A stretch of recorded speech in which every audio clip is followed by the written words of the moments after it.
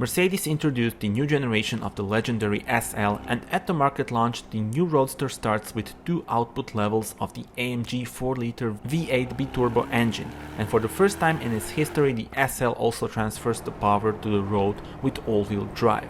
In the top model, the SL63 Firmatic Plus, which you can see here, the engine develops 585 horsepower with 800 Nm of torque.